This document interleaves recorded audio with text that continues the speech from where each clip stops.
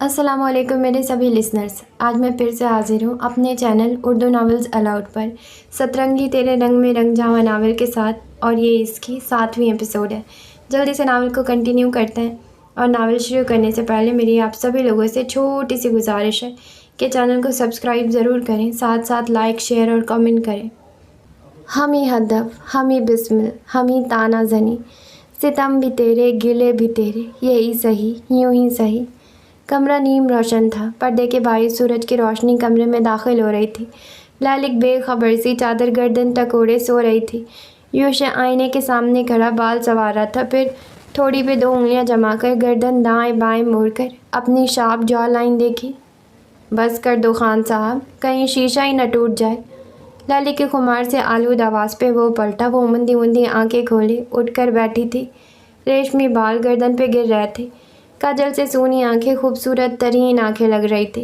चेहरे पे हाथ फेर कर वो उसके पास आई। ऊपर ता नीचे यूशे का जायज़ा लिया। तुम अकाउंटेंट हो, ज़रा अच्छे से ड्रेसअप होकर जाया करो। ये बताने के लिए आप सुबह सुबह जागी हैं? शोर देख रहे हो कितना है? तुम्हारे घर वाले सुकून से सोने कहाँ देते हैं? पानी की मोटर, नजफ़ का चिल्लाना, फिर आंटी का जवाब देना। किचन में होती खटपट, बंदा कैसे सोए? ऊपर से ये मरियल सा पंखा। नींद का खुमार उतर चुका था। वो हाथ लपेट कर खड़ी हो गई। पहले दिन से ये सब चलता आ रहा है, तब तो आपने उठने की जहमत नहीं की। यूशे ने शाकी निगाहों से देखा। लैलिक जुज़बुज़ हुई, लबों पे ज़ुबान फेरी। आज मैं तुम्हारे लिए उठी हूँ। मेरा फ़र्ज़ है ना तुम्हारा ख्याल रखना। आगे बढ़कर वो उसके शर्ट के कॉलर ठीक करने लगी। यूशे के गले में गिल्टी उभरी। इतना मक्खन लगाने की ज़रूरत नहीं है, जहर लगती हैं बिल्कुल। आज बात करूँगा अम्मी बाबा से। बात नहीं करनी, इतला देनी है कि मैं जॉब करना चाहती हूँ और तुम्हें कोई एतराज़ नहीं। लैलिक ने उसकी तोड़ी उठाई। निगाह सिल्वर चेन पे गई जो उसके कॉलर के ढलकने की वजह से झांक रही थी। उतारो ये चेन, गुंडे मवाली लोग पहनते हैं ऐसी फालतू चीज़ें। लैलिक ने चैन देखते ही हुक्मे अंदाज में कहा और उसकी चैन को कॉलर से बाहर निकाला। मैं ये नहीं उतार सकता। सब कहते हैं मुझ पे अच्छी लगती है। हैं? तुम्हारे 2 नंबर दोस्त ही बोलते होंगे। यूशी, इंसानों की तरह रहा करो ना। तुम मेरे शौहर हो और ये सब मुझे पसंद नहीं। मुझे डिसेंट लोग पसंद है। वो तेज़ी में गुस्से से बोलती चली गई। यूशी ने आंखें छोटी किए उसे देखा। फिर होठों पे सताइश से मुस्कुराहट उभरी। तो मान लिया मुझे शौहर, बेगम साहिबा? हाँ, तुम मेरे शौहर हो, पर मैं तुम्हारी बीवी नहीं। वो जताकर उसकी गर्दन से चैन उतारकर ड्रेसिंग पर पटक चुकी थी। आपको नहीं लगता कि आप कुछ भी बोलती हैं? यूशे ने कॉलर दुरुस्त किया। लैलिक ने बात अनसुनी कर दी। यूशे, तुम डिसेंट रहा करो, बहुत अच्छे लगोगे।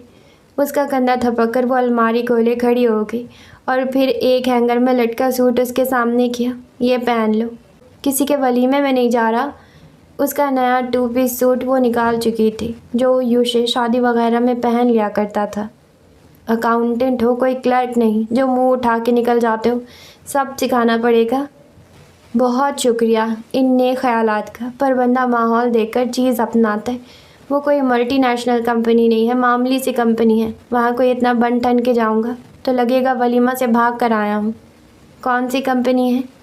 पेंसिल। आपको क्या लग रहा है बगैर डिग्री के, बगैर एक्सपीरियंस के यूशे को अकाउंटेंट की जॉब मिल जाएगी किसी हाई फाई कंपनी में? उसने हैंगर लेकर वापस अलमारी में लटका दिया और अलमारी बंद करके उसके सामने आया। लैलिक बुरा सा मुँह बनाए खड़ी थी। इतनी थकी हुई सैलरी दे रहे हैं, मुझे पहले सोच लेना चाहिए था। एक काम करना, एग्ज़ाम्स के बाद तुम छोड़ देना, कोई अच्छी कंपनी ज्वाइन करना। अपने प्लान में एक तब्दीली फ़ौरन की। यूशे ने सर खम दिया। हो बेगम साहिबा, देखो इंसान लग रहे हो, पहले क्या एलियन लगता था। लैलिक ने चैन उठाकर मुट्ठी में जकड़ ली। और ख़ुद की ज़बान जो ए ओ करके फराटे भरती हैं वो कुछ नहीं। लड़कियां तो नरमी से बात करती अच्छी लगती हैं, तो तुमको मेरे बोलने से क्या मसला है? ख़ुद भी पश्तों में गालियां देते रहते हो। ब्रश उठाकर उसने बालों में फेरना शुरू किया। लाहौल वाला, मैंने कब गालियाँ दी? यूशे की निगाहें बालों पे जम गई। जाना मत, मैं नाश्ता बना दूंगी और तुम जाओ अम्मी बाबा के पास और उनको बता दो कि। आकर बता दूंगा, फिर घर मत आना, अभी बताओ जाकर। वो आंखें दिखाकर बोली। यूशे दांत किचकिचाकर बाहर निकल गया। उसके जाने के बाद लैलिक फ्रेश हुई, कपड़े तब्दील करके कमरे में आई। आज कुछ खुशगवारी सी थी, जैसे पहली सीढ़ी पे वो कदम रखने वाली थी। भाई आज इतनी जल्दी जा रहे हैं? नजफ कमरे से निकलती हुई यूशे से टकराई थी। यूशे ने बाजू फैलाकर उसे करीब किया। दोस्त का एक्सीडेंट हो गया है, उसे हॉस्पिटल मिलने जाऊंगा, फिर कंपनी। वो रहीम खान के कमरे की तरफ जा रहा था। मुजम्मिल का एक्सीडेंट? माहिदा जो सोफे पर डाइजेस्ट खोल कर बैठी थी चहक कर बोली। नहीं, चबाकर जवाब दिया। माहिदा ने खफ़त से शाने उचकाए।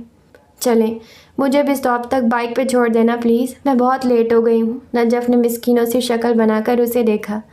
कितना शौक है तुम्हें बाइक पे बैठने का? यूशे ने बाजू हटा लिया।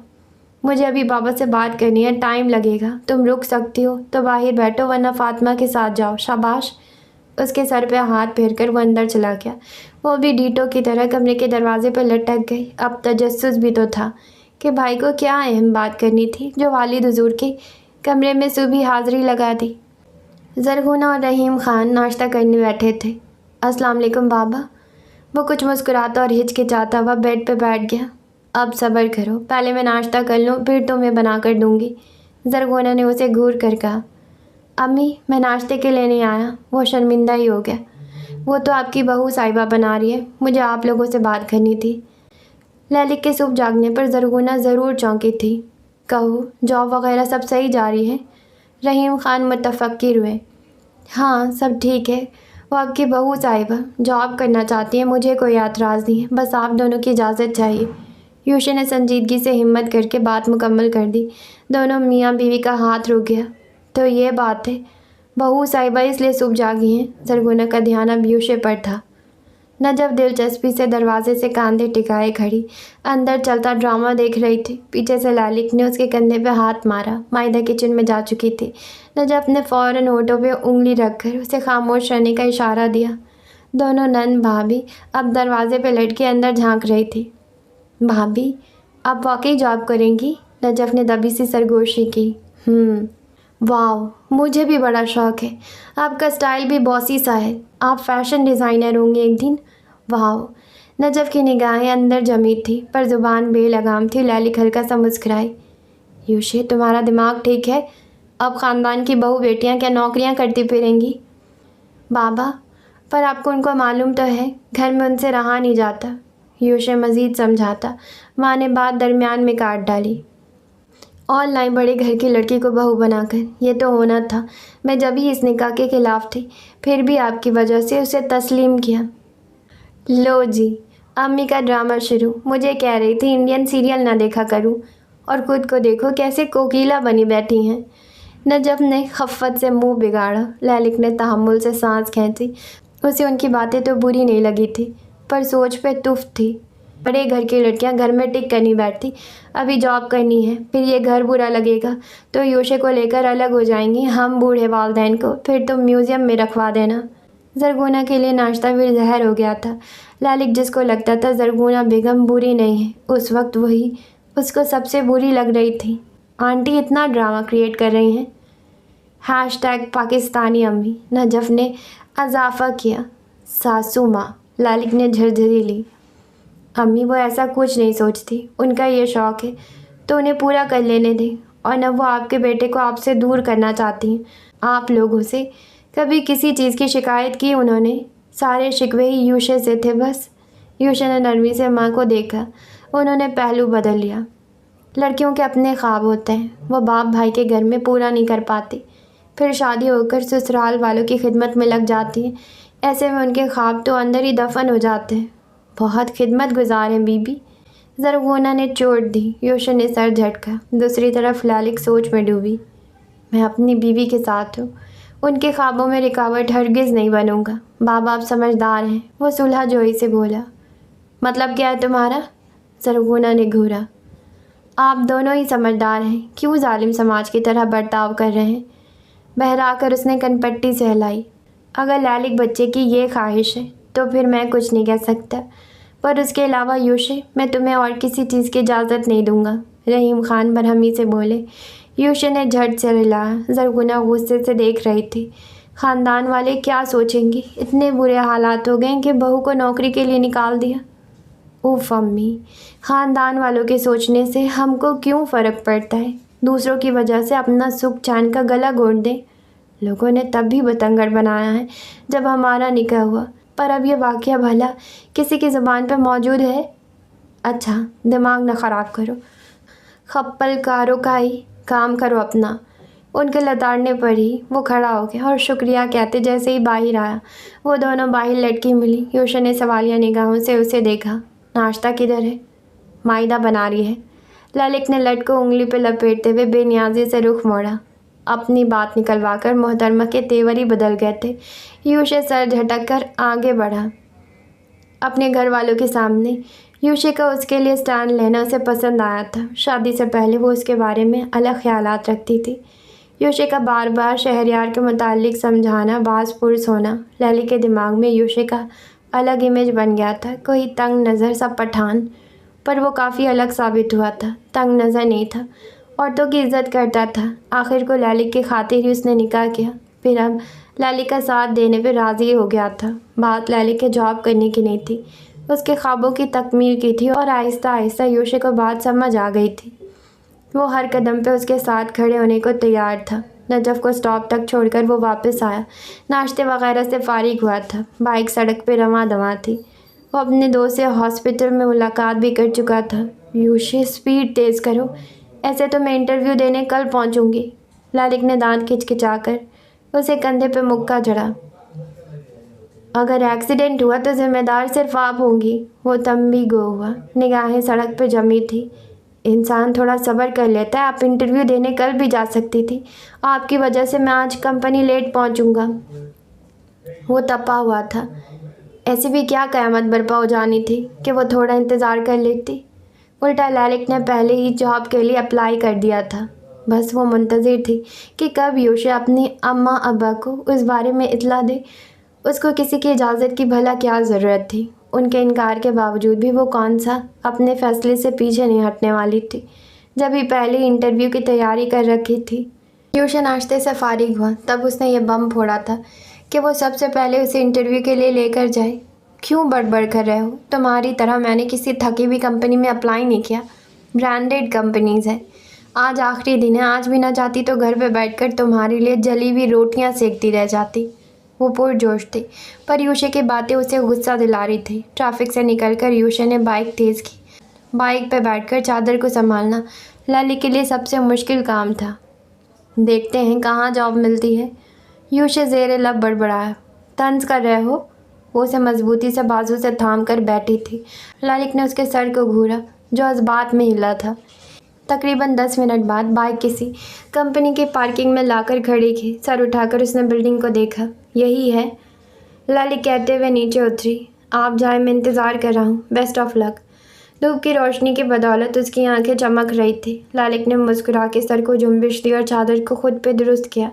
यूशा लब काटते हुए उसे देख रहा था। चादर से ललित के बाल बाहर निकल रहे थे। खूबसूरत लॉन के ब्रांडेड सूट, आसमानी कुर्ती जिस पे कुछ फूलदार डिज़ाइन था, और हम रंग खड़ा पजामा जो टखनों से ज़रा ऊपर था, और प्रिंटेड दुपट्टा था। निगाहें उसकी आंखों पे गई तो कुछ कमी महसूस हुई। धूप से वो सुर्ख हो रही थी। हाथ में सीवी की फ़ाइल मौजूद थी। आखिरी निगाह यूशा पर डालकर वो अंदर बढ़ गई। तकरीबन 1 घंटे बाद वो बाहर आई। खुश थी, मुतमईन थी। एक कंपनी में मज़ीद इंटरव्यू देना है तो फिर वहाँ के लिए निकल गई। दोनों जगहों से इंटरव्यू से फारिग होने के बाद यूशा ने उसे घर ड्रॉप कर दिया। 1:30 बज गया आपके चक्कर में। तुम्हें क्या मसला है? कौन सा सारी ज़िंदगी वहाँ जॉब करोगे? अकाउंटेंट हो तुम, कोई मज़दूर नहीं जिसके बगैर उनका काम रुक जाएगा। तड़क कर जवाब दिया। हद है, वक्त का पाबंद हूँ मैं। ठीक है, अगली बार मैं खुद चली जाऊँगी। बहुत शुक्रिया मिस्टर यूशा खान, आपने अपना कीमती वक्त मेरे इंतहाई फिजूल से काम के लिए बर्बाद किया। वो गुस्से में कहती पलट गई। यूशा ने सर्द आह भरी और बाइक स्टार्ट करके निकल गया। उदास राहें शिकस्ता आए, मेरा मुकद्दर मेरा असासा, तवील काबिश पस सफ़र है, बहुत मुश्किल मेरा खुलासा। बिजली और उसके शदीद मसाइल। तकरीबन 5 घंटे हो चुके थे। हर बिजली का नामो निशान नहीं था। हत्ता कि यूपीएस की बैटरी तक मर गई। घर में अंधेरा था। जो जिधर मौजूद था वहाँ चार्जिंग लाइट जला रखी थी। रात का 1 बज रहा था। नजफ़ ने ललिक को हाथ का पंखा दे दिया था जिसे वो झल झल कर थक गई थी। ये भी एक नई मुसीबत थी। उसकी हवेली में तो 24 घंटे लाइट मौजूद होती थी और जब जाती तो फ़ौरन जनरेटर चलता। इस तरह की मुश्किल तो कभी पेश ही नहीं आई थी। अपनी पुरानी आसाइशात को याद करके वो बहुत उदास थी। तन्हा खिड़की के आगे खड़ी थी। पंखे वाला हाथ भी नीचे गिरा लिया था। एक चमकता हुआ मोती बहता हुआ थोड़ी के ज़रिए नीचे गिरा। खानज़ादी ने हमेशा से आसाइशात देखी थी। उसे यहाँ छोटे से घर में रहना सबसे दुश्वार काम लगा। फिर भी वो जलते कुड़ते रह रही थी। माजी में कभी बिजली जैसी नेमत और कुशादा कमरों का उसने शुक्र नहीं किया था। इस तरफ ध्यान ही नहीं गया था कि शुक्र भी अदा करना होता है। पर अब अपने से नीचे तबके में रहकर उसे हर चीज़ का एहसास हो रहा था। उसे ये सब मुश्किल और मुसीबत ज़्यादा लग रहा था। पर वो लोग भी यहाँ तो रह रहे थे। परेशानी वो भी उठाते थे पर अब आदी हो चुके थे। इलेक्ट्रिक को थोड़ा बहुत कोसने के बाद अपने कामों में जैसे मसरूफ़ हो जाते थे। यूशे शावर लेकर बाहर निकला। टॉर्च ड्रेसिंग पर रखी थी। खानज़ादी को देखा जो गुमसुम सी खड़ी थी। बेइख्तियार यूशे के कदम उसकी जानिब बढ़े।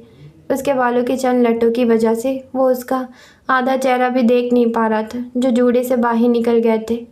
ललिक को उसकी मौजूदगी का एहसास नहीं हुआ था। माजी में खोए हुए जबड़े कस कर वो आंसू बहा रही थी। यूशे ने पूरों से उसकी लट कान के पीछे उड़स दी। उसने देखा कि वो रो रही है तो परेशान हुआ। सॉरी, मैं बस ऐसे ही बोल रहा था।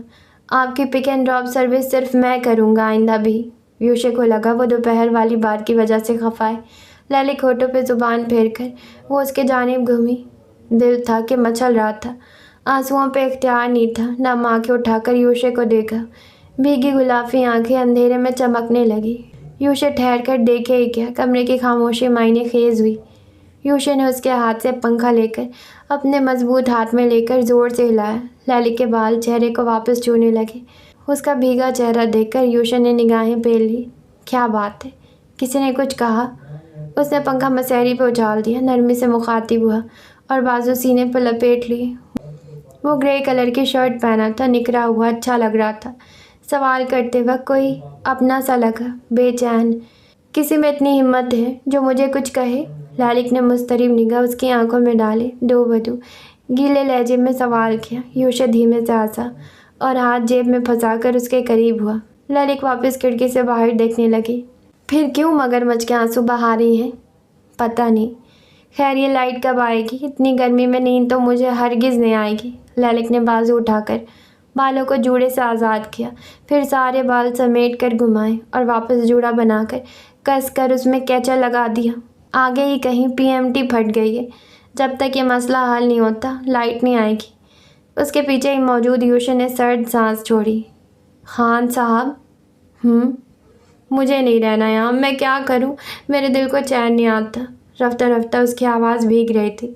फिर उसने हथेली से आंसू रगड़े और आंखें खुश्क करनी चाहिए। गर्मी आपके सर पर चढ़ चुकी है। छत पे चलते हैं, वहाँ ठंडक होगी।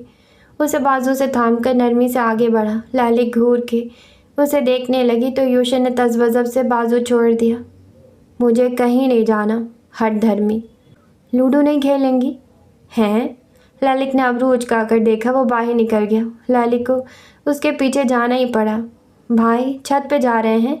नजफ़ जो झूले पे बैठी झूल रही थी अब उन दोनों को सीढ़ियों की जानिब बढ़ते देखकर तजस्सुस से पूछा। हाँ, पर तुम अभी तक क्यों जाग रही हो? सुबह कॉलेज नहीं जाना? आपको भी जॉब पर नहीं जाना? कल वीकेंड है, ललिक उन दोनों के दरमियान में बोली तो दोनों बहन भाई गड़बड़ाए। मैं भी आ जाऊँ? नजफ़ ने दांत निकाले पूछा। कबाब में हड्डी। यूशे की खौफज़दा बड़बड़ाहट बेगम साहिबा ने ज़रूर सुन ली थी। क्या कह रहे हैं? नजफ़ ने तीर चढ़ाई। कुछ नहीं। यूशे ऊपर बढ़ने लगा। लूडो लेकर आना। ऊपर बढ़ता गया। माइदा के कमरे में है, मैं उसे भी ले आती हूँ। वो चहक कर उठी। ललिक ने आंखें चढ़ाई। तुम्हारा भाई कह रहा था कबाब में हड्डी। ललिक कहते ही सीढ़ियाँ चढ़ने लगी। नजफ़ का मुंह खुल गया। जोरू के गुलाम, वो वाज़ेह बड़बड़ाई। ललिक के लबों पे मुस्कुराहट आ गई। झूले से उतरकर वो माइदा के कमरे की तरफ भागी। वो छत पे आज पहली बारी आई थी। ठंडी हवा जब जिस्म को छू कर गुजरी तो कुछ बेहतर महसूस हुआ। यूशा दीवार पे हाथ जमाए खड़ा था। उसकी चौड़ी पुश्त लालिक की जानिब थी। लालिक दुपट्टे के पल्लू मुट्ठियों में दबोचकर छत पे छोटे छोटे कदम ले रही थी। सर उठाकर कुछ लम्हे आसमान को देखा। कितना सुकून था बाहर, जबकि दिल में एक आग सी लगी हुई थी। आग के भापड़ हर रोज़ उसे जलाते थे। यूशा ने हाथ उठाकर उसे पास बुलाया तो वह मतवाज़न कदम लेती उसके बराबर में खड़ी हो गई। अगला मंजर निगाहें चुंधिया देने वाला था। उस जानिब से सिर्फ खुला आसमान था, न कोई ऊंची इमारतें थी, न कोई रुकावट। खामोशी और अंधेरी उतरी हुई थी। किनारों पे सितारों की मानिंद लंबी कतार में गोया जुगनू झुरमट थे। दूर किसी इलाके की रोशनी। यह मंजर आंखों को खैरा कर रहा था। ये देख रही हैं, आधा शहर जाग रहा है और आधा सो रहा है। और जो ये अंधेरा देख रही हैं, इसमें रहने वाले लोग हमारी तरह ही हैं। कुछ जाग रहे होंगे बिजली के इंतज़ार में और कुछ सो गए होंगे क्योंकि उन्हें मालूम है सुबह बिजली आए या ना आए, सूरज ज़रूर आएगा और ये अंधेरी सिरे से ख़त्म हो जाएगी। यूशा ने हाथ उठाकर सामने लहराया। लली खामोशी से उसे देख रही थी। फिर वो उसके कुछ नज़दीक हुआ। रात बेशक लंबी हो जाए पर सवेरा लाजमी होता है। फिर आप इतनी नाउम्मीद क्यों हैं? अगर अच्छा वक्त गुजर गया है तो बुरा भी गुजर जाएगा। तुम्हारे लिए तो ये बुरा नहीं है पर मेरे लिए है। बिल्कुल, पर आप शुक्र क्यों नहीं करती? बताएं, क्या किसी दिन भूख प्यास से निढाल हुई हैं? या ऐसा महसूस हुआ है कि सर ढकने के लिए छत की ज़रूरत है? या फिर साफ लिबास की कमी महसूस हुई है? वो उसके गहरे सवाल समझ रही थी। फिर लब भींचकर सर हिलाया। या फिर आपका शौहर आपको मारता पीटता है और ससुराल वाले मजालिम ढाते हैं? अब लहजे में कुछ शरारत का अंसर डूबा था पर संजीदगी तारी थी। थैंक यू, मैंने तुम्हें बहुत बुरा भला कहा था निकाह के बाद। वो दोनों ही संजीदा थे। हाँ, कुछ बर्बादी वगैरह कह रही थी। यूशा ने लबों पे मुस्कुराहट रोके कहा। ललिक धीरे से हंसी। मैंने बहुत बकवास की थी, बहुत हर्ट किया था, बहुत नाशुक्री हो गई थी। ज़िंदगी मिलने पे भी शुक्र अदा नहीं किया।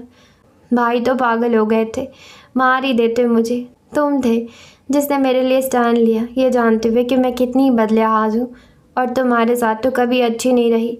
फिर भी सिर्फ एक लड़की के खातिर तुमने खुद को मुश्किल में डाला। जब तुम क्लब के कमरे में आए, सिर्फ तुम थे जिसने मेरा साथ दिया। तुम गवाह थे और गवाही देते रहे और मैं बेवकूफ़ तुम्हें हमेशा गलत समझती रही। शायद वो खुद पे हंस रही थी, इस्तेहज़ाइया। वक्त भी कैसे बदलता है ना। तुम एक मर्द हो और ये नहीं कहूँगी अच्छे मर्द। मर्द बुरा नहीं होता, मर्द मर्द होता है जो औरत के साथ बुरा सलूक नहीं करता, उसके हक़ के लिए खड़ा होता है, नाइंसाफ़ी बर्दाश्त नहीं करता जैसे उस दिन तुमने नहीं की।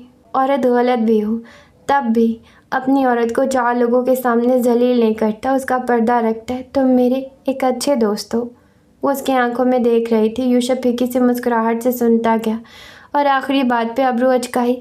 माहिदा के सामने जब तुमने कहा कि तुम्हें मैं ऐसी अच्छी लगती हूँ, उसने जो मेरे ख़िलाफ़ बोला तुमने उसे चुप करवा दिया और जो मेरी गलती थी उस पर तुमने मुझे बाद में अकेले में समझाया।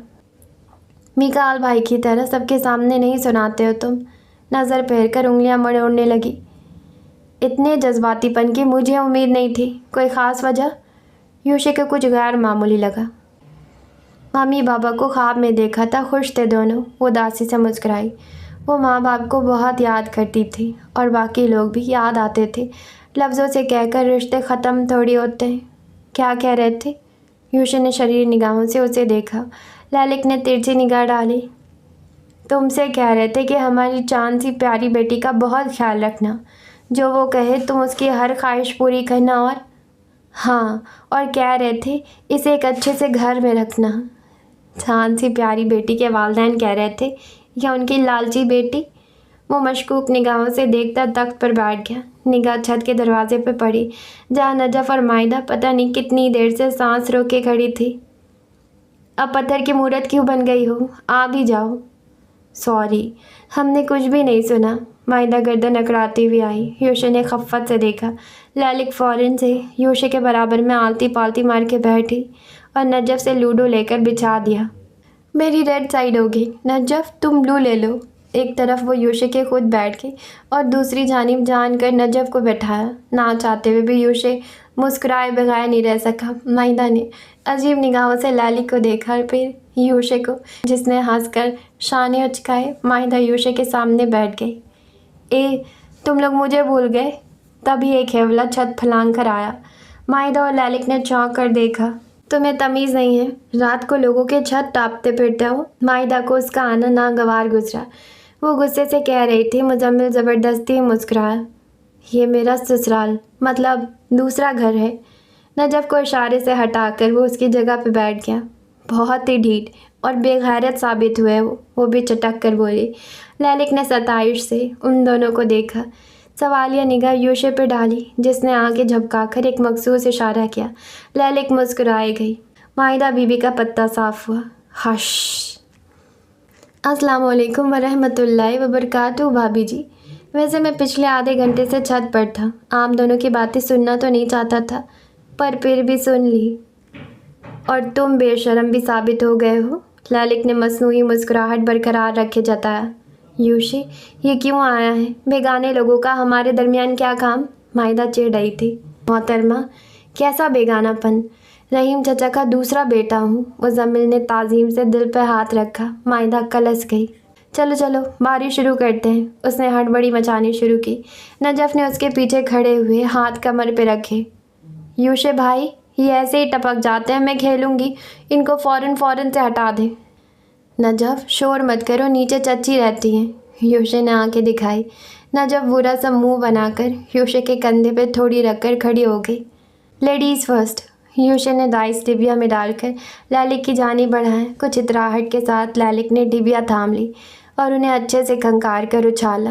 उन दोनों मियाँ बीवी के हरकत पे मुजम्मिल ने होठ गोल किए और खंकारा था। लालिक एक बुरी खिलाड़ी साबित हुई थी। उसे कोई ख़ास खेलना नहीं आ रहा था।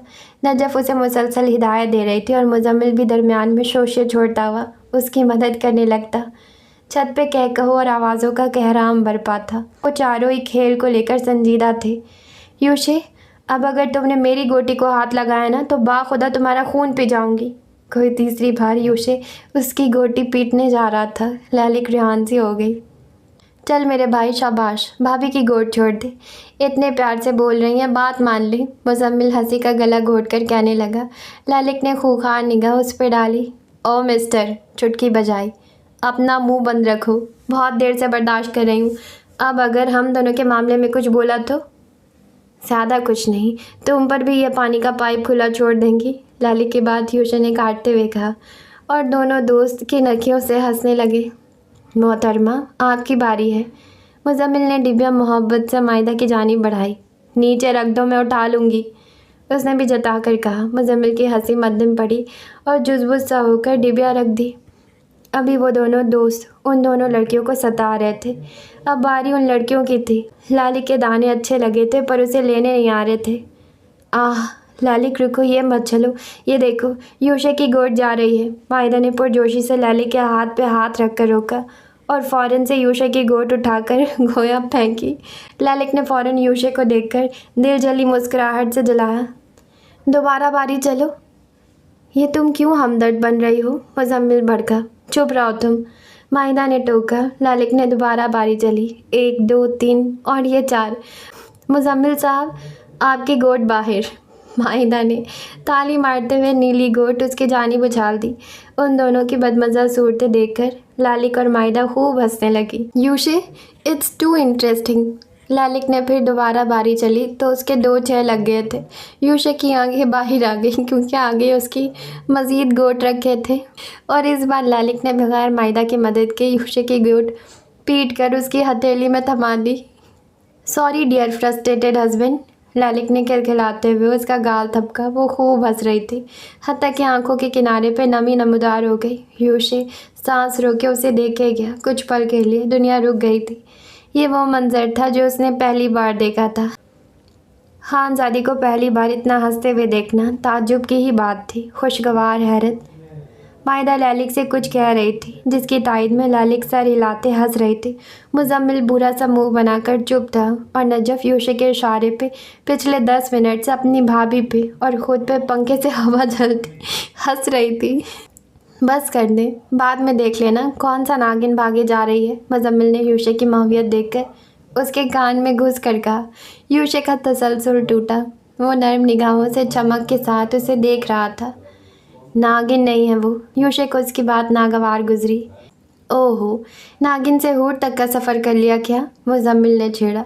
यूशे ने उसे सालम निगाहों से घूरा। तू बोलता ही क्यों है हमारे मामले में? चुप कर बैठ वरना निकल। जब भाभी कमरे से निकाल देंगी तब मेरे पास इतना सा मुँह लेकर आने की ज़रूरत नहीं है। खबीर से वो दूर हो गया। चल चल, कोई नहीं आ रहा तेरे पास। दोनों मियाँ बीवी गिरगिट की तरह रंग बदलते हैं। उन दोनों को खफीफ निगाहों से देखकर मुज़म्मिल बड़बड़ाया। लगता है भाभी ने मायदा से दोस्ती कर ली है। नजफ़ यूशे के कान पर झुकी। गिरगिट। तभी मुज़म्मिल जल कर बोला। उन दोनों लड़कियों को अपने हंसने से फुर्सत मिली तो होश आया, दूसरे भी यहाँ मौजूद हैं। फिर दोबारा खेलना शुरू किया और इख्तिताम लैलिक के लूडो उलट देने पर हुआ। यूशे ने हैरत से उसे देखा। तुम जीत जाओ और मैं हारूं, ये मैं होने नहीं दूंगी। उसकी आंखों में देखकर जताकर बोली। शाने उचकाए। और भाभी, जो हम दो गरीब खेल रहे थे उनका क्या? उस बेचारी की तो आखिरी गोटी रह गई थी। मुज़म्मिल सदमे से बोला। व्हाटएवर। ललिक ने बेनियाजी से शाने उचकाए। सारी मेहनत तो मायदा की थी तो आपका तोड़ हुआ, वरना सूखी हार जाती। यूशे ने कुड़ कर कहा। ललिक ने मुस्कुराकर तस्लीम किया। और जो तुम दोनों लफंगे बैठकर चीटिंग कर रहे हो वो कुछ नहीं। लड़ाका अंदाज में वो चटक कर बोली थी और बहस का तवील सिलसिला शुरू हो गया। वो लोग लड़ने में ही मसरूफ़ थे। तभी सब कुछ जगमगा उठा। लाइट आ गई। नजफ़ सबसे पहले उछली। ललिक ने शुक्र का सांस भरा। वैसे मज़ा बहुत आया। ललिक ने उठते हुए कहा। तुमने पहले कभी नहीं खेला था क्या? मायदा को तशवीश हुई क्योंकि ललिक लूडो में बुरी हो, उसे हज़म नहीं हुआ। नहीं, यहाँ तो तुम लोग हो, रौनक लग गई है। वहाँ कुछ भी नहीं होता। न मेरे कज़न्स हैं और जो हैं वो इस काबिल नहीं है। मैंने सिर्फ मोबाइल पे ही 1-2 बार खेला है ये। वो बाल दुरुस्त कर रही थी और बड़ी शाइस्तगी से कह रही थी। तुम्हारे साथ खेलकर अच्छा लगा। हम फिर किसी दिन महफिल लगाएंगे। हमारे जाने से पहले मायदा मुस्कुराते हुए बोली। वो दोनों ही काफ़ी खुश दिखाई दे रही थी। मुज़म्मिल और यूशी उन दोनों को देखते रह गए। भला लग रहा था कभी उन दोनों के दरमियान तल्ख़ कलामी हुई हो। कोई माफ़ी नहीं। ज़रा सा हंसी मजाक से सारी बदगुमानियाँ धुल गई।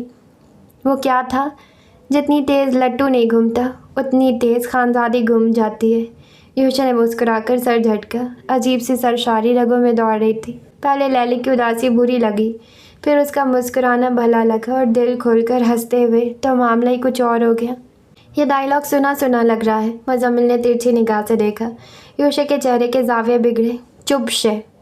मुझे लग रहा है तुम हारने वाले हो, क्योंकि वो तो हार नहीं सकती और तुम तो गए उनकी एक मुस्कुराहट पे ऊपर। मुज़म्मिल बड़ी तनकीदी निगाहों से देख रहा था। अपनी ख़राब आंखों का इलाज करवाओ। लाले, तुम अपने दिल का इलाज करवा लो, इससे पहले मोहब्बत का सानिहा पेश आ जाए। वो दोनों संजीदगी से छत की दाखिली तरफ देख रहे थे। यूशे को पुरसोच अंदाज में देखकर मुज़म्मिल खड़ा हो गया। यूशे सोचों से बाहर निकला तो छत खाली थी।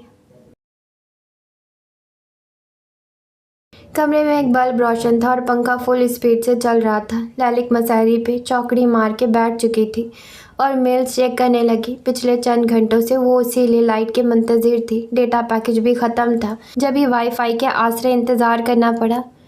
उसे शादमानी से मेल आई हुई थी। उसने तेज़ी से खोल कर पढ़ना शुरू की। इतने ही में यूशे कमरे में दरवाज़ा बंद करते हुए अंदर आया। मोबाइल चार्जिंग पर लगाते हुए निगाहें ललिक के ऊपर मरकूज़ थी।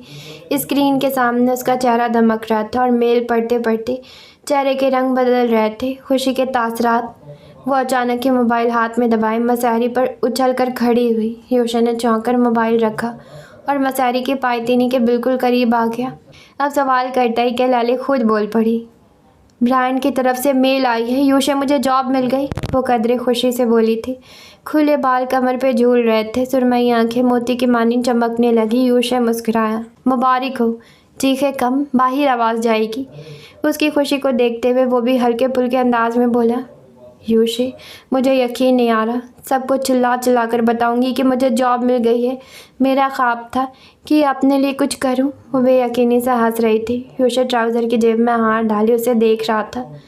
उसे एहसास हो रहा था वो अपने फ्यूचर गोल्स को लेकर कितनी संजीदा है। और तभी वो खुशी से बेहाल उसकी तरफ लपक कर उसे लिपटी थी। Thank you यूशी।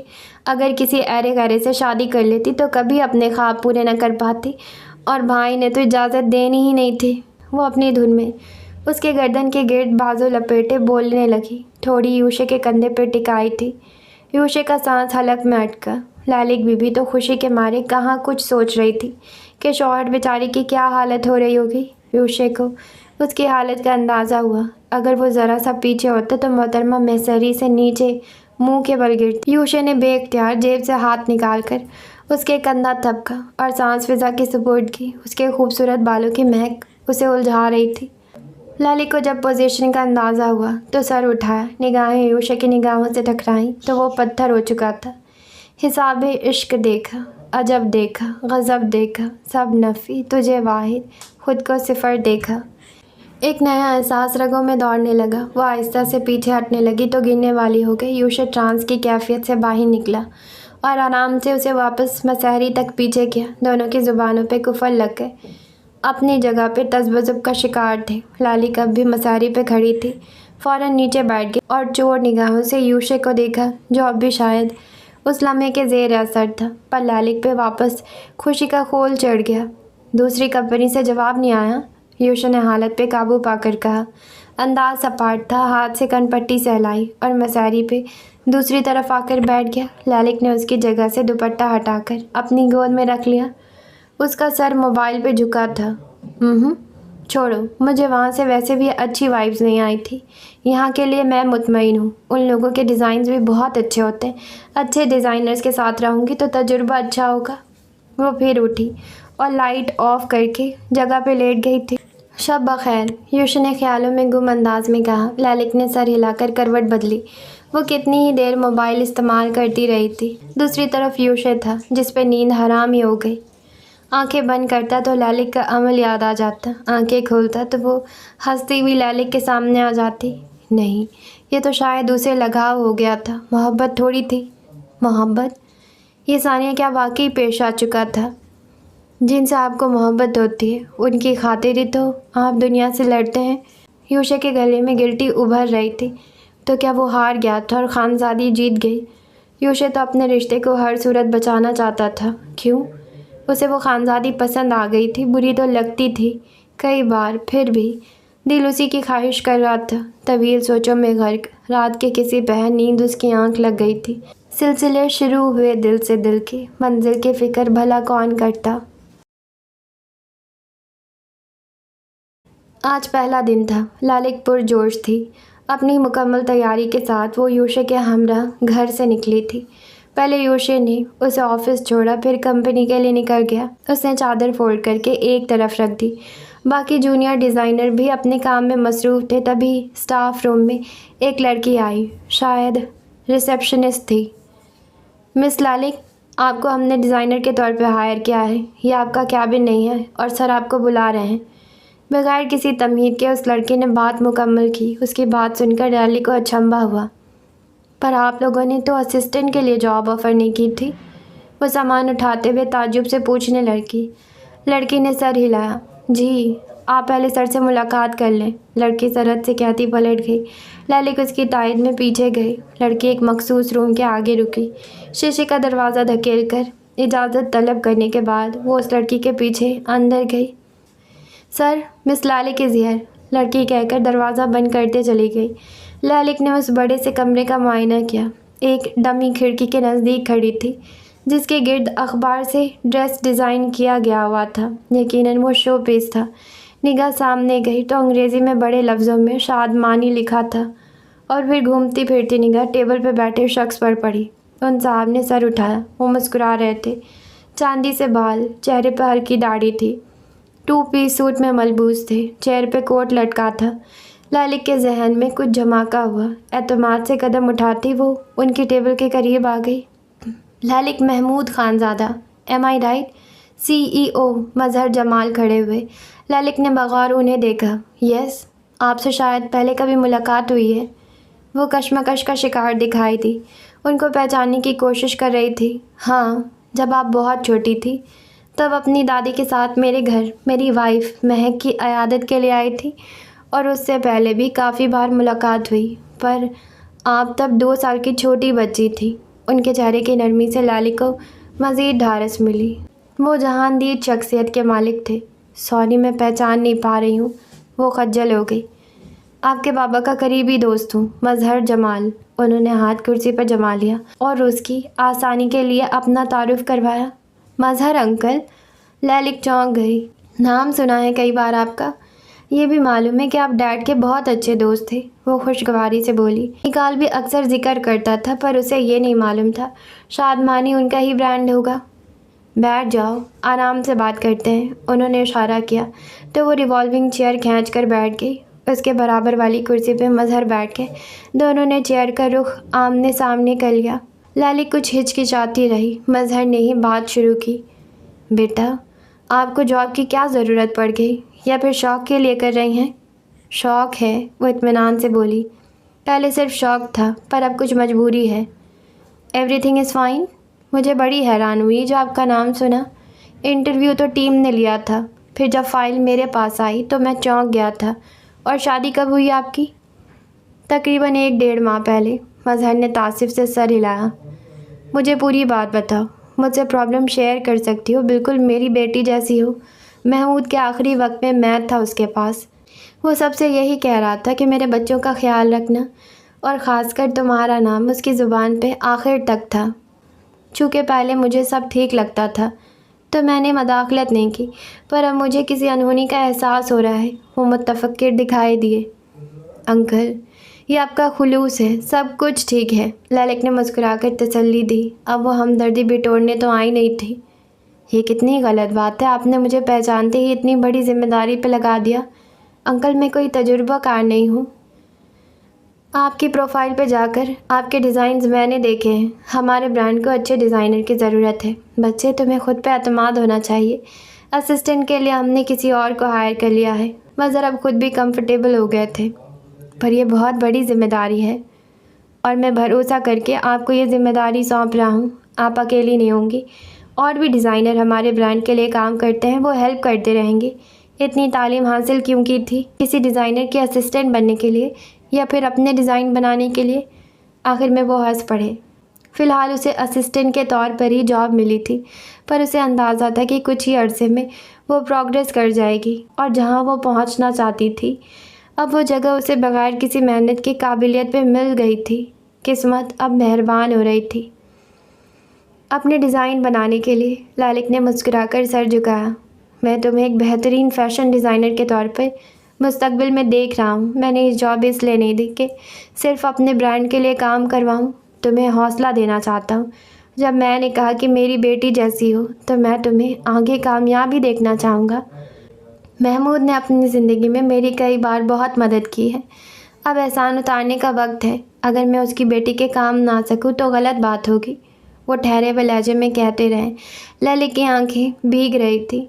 हाँ, खुदा था जो मुश्किलें आसान कर देता था, वरना उसे तो अब किस्मत पे रोना आने लगा था। किस्मत वगैरह ये सब उसे फ़र्ज़ी बातें लगती थी। आज महसूस हो रहा था कि कोई है जो हमारी डोरें हिला रहा है। सब उसकी मर्ज़ी के मुताबिक मुकर्रर वक्त पर हो रहा है। अरे बच्चे, जज्बाती मत हो। महक आपको अच्छे से गाइड कर देंगी। कोई भी मसला हो उनसे मदद ले लेना। उन्होंने शफ़क़त से उसके सर पर हाथ रखा। आंसू टूटकर हथेली पर गिरा। शादमानी मुल्क का मशहूर ब्रांड था। मज़हर की वाइफ महक खुद एक नामी ग्रामी डिज़ाइनर थी। दोनों मियाँ बीवी ये ब्रांड चला रहे थे। उनकी आउटलेट्स जगह जगह कायम थे। हर तरह का कपड़ा उनकी टेक्सटाइल में बनता था। सैलरी नहीं पूछोगी? उन्होंने हंसते हुए कहा। ललिक ने मुस्कुरा के नफ़ी की। मुझे पता है, पहले वाली जॉब से तो ज़्यादा ही है। वो हंस दी। ललिक ने अगरचे उनको हालात का कुछ बताया नहीं था, पर उनको उसके बारे में सब मालूम हो चुका था। मिकाल से तो उनकी मुलाकात होती रहती थी, पर भला वो क्यों बताता? उन्होंने खुद ताबिंदा बेगम से मालूम किया था। महमूद खानज़ादा के बाद रिश्तेदारी वाले ताल्लुकात तो ख़त्म हो चुके थे, पर कारोबारी ताल्लुकात कायम थे। उनके दोस्त की बेटी की प्रोफाइल हाथ में आते ही वो चौंक उठे थे। उस बच्चे की मदद करना जैसे फ़र्ज़ हो गया था। ख्यालों से बाहर निकलकर उन्होंने सर झटका। तभी वो लड़की दोबारा रूम में दाखिल हुई तो ट्रे में 2 कॉफ़ी के मग थे। मिस मनाल, आप इनको महक मैम के पास ले जाइएगा। बाकी मैंने उनको इनके बारे में आगाह कर दिया है और उन्होंने ललित की जानिब इशारा किया था। Thank you. चेहरे पे आती लट को पीछे करते कहा। कुछ देर बाद वो उनके रूम से निकल आई थी। शाम 6:30 पे वो वापस आ गई थी। कुछ देर आराम के बाद बाहर निकल गई। आज मोहतरमा ने ज़रगोना से रोटी बनाने की तकनीक पूछ कर रोटियां खुद बनाई थी। वो उनका दिल साफ़ करना चाहती थी। वो नहीं चाहती थी आगे वो उसे कुछ भी करने से रोके। शौहर का तो मालूम नहीं, पर ससुराल वालों का दिल का रास्ता भी पेट से होकर गुजरता है। उसने इस बात पे हिकमत अमली शुरू कर दी। उसने इतनी मेहनत कभी नहीं की थी क्योंकि ज़रूरत नहीं पड़ी थी, पर वो मेहनत से घबराती नहीं थी। ख़ासकर जब मंजिल पाने का जुनून सर पे सवार हो तो अब तो ठहरना बनता ही नहीं था। मूडी सी लड़की थी। सर फिरी लफ्ज़ उसी के लिए बना था। खान फैमिली के हवाले से उसकी नीयत बिल्कुल साफ़ थी। वो अच्छे लोग थे और वो उनकी अपनी जानिब से बिल्कुल परेशानी नहीं देना चाहती थी। रात को जब यूशे लौटा तो वो जाग रही थी। अब बैठी क्यों जाग रही हैं? सुबह ऑफिस नहीं जाना? रोज़ तुम ये पूछ कर थक नहीं गए? खैर कितने मतलबी हो तुम। बंदा पूछता है कि पहला दिन कैसा गुजरा। वो मोबाइल बंद करके रख चुकी थी, यानी वो उससे बात करना चाहती थी। यूशे उसके पास ही मसहरी पर टिक गया और आस्तीन के कफ ऊपर चढ़ाने लगा। चेहरा नींद का शिकार था। अब जब बताने के लिए इतनी बेताब है तो फरमाइए, मैं सुन रहा हूँ। वो सुकून से बैठ गया। ललित ने घूर के उसे देखा। आज का दिन एक सरप्राइजिंग डे था। जिस कंपनी में मैंने अप्लाई किया वहाँ के ओनर मेरे डैड के फ्रेंड थे। वो मुझे जान गए थे और तुम्हें पता है उन्होंने किसी असिस्टेंट के तौर पर नहीं बल्कि प्रॉपर फैशन डिज़ाइनर के तौर पे हायर किया है। वो खुशी से बताने लगी। यूशे ने सर दाएं बाएं हिलाकर अबरू उचकाकर ताज्जुब से देखा। ओह, सिफारिश? उसने होठ गोल किए। लाली का चेहरा सुर्ख हुआ। वालिद साहब तो ऊपर बैठकर भी बेटी की सिफारिश लगवा रहे हैं। Shut up. काबिलियत पे हायर किया है मुझे। तुम ना जलते रहो। तुमसे ज़्यादा सैलरी होगी मेरी। तुम्हारी वो थकी हुई कंपनी 25-30 हज़ार पे टरखा रही थी। मुझे 45,000 मिलेंगे और बाद में पैसे डबल होते जाएंगे जैसे जैसे प्रोग्रेस करूँगी। इतरा कर उसने गर्दन अकड़ाई और कंधे पे बाल उछाले। यूशे ने कान में उंगली डालकर हिलाई और आंखें चढ़ाकर दरवाजे की जानिब देखा। अंकल ने दोस्त की बेटी की शक्ल देखकर इतनी सैलरी ऑफ़र कर दी। सिफारिश। पर एक बात है, पेरेंट्स कितने अच्छे होते हैं ना। अंकल कह रहे थे डैड की ज़ुबान पे मेरा नाम था। वो जज्बाती होने लगी। आपको ये पहले किसी ने नहीं बताया? यूशे ने पूछा। ललित ने नफ़ी में सर हिलाया। इंसान को इतना ही अच्छा होना चाहिए कि उसके जाने के बाद उसके अपने खूनी रिश्ते या दीगर लोग मुस्तफ़ीद रहें। उसकी अच्छाई उसके बाद उसकी औलाद के काम आए। वो उदास नहीं थी, खुश थी। आंसू साफ कर लिया। यूशे सर झुकाकर मुस्कुराया। मुझे तुम्हें एक और बात भी बतानी है। वो ज़रा संभली। क्या? उसने पेशानी मसली। मैं फ्रीलांसर हूँ। शादी से पहले यही करती थी और अब लैपटॉप वगैरह हवेली से निकलवा लूँगी तो दोबारा ये काम शुरू कर दूँगी। पार्ट टाइम वर्क समझ लो। बड़ी बेनियाजी से बताया। यूशे साकिन उसे देखता रह गया। किस कदर वो तेज़ थी। अगर फ्रीलांसर होने का पहले बता देती तो यकीनन फिर यूशे उसे बाहर निकलकर जॉब करने नहीं देता। यार, मुझे लगा था मैंने बैग में डाल दिया था, पर नहीं डाला। बच्चों की तरह निचला लब कांटा। यूशे ने सर झटका। जेब में हाथ डालकर वापस बाहर निकाला और उसके सामने हथेली पेश की।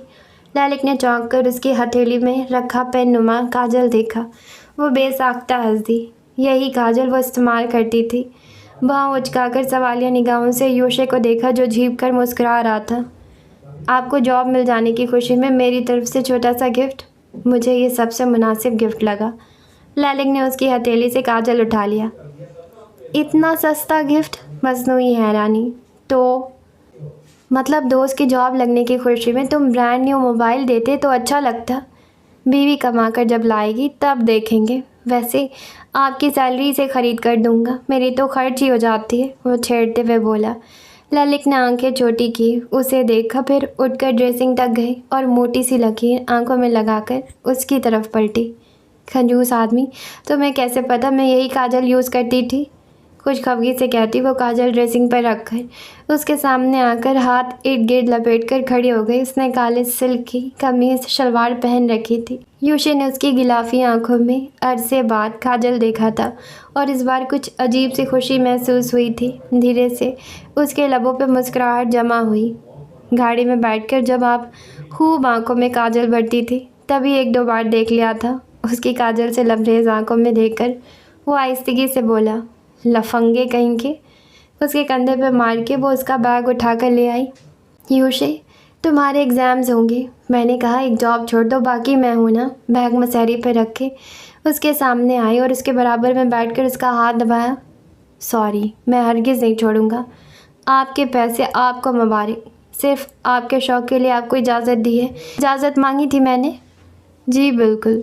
खानज़ादी में इतनी हिम्मत नहीं थी जो मेरी इजाज़त के बगैर घर से बाहर निकलती। लिखवा लें।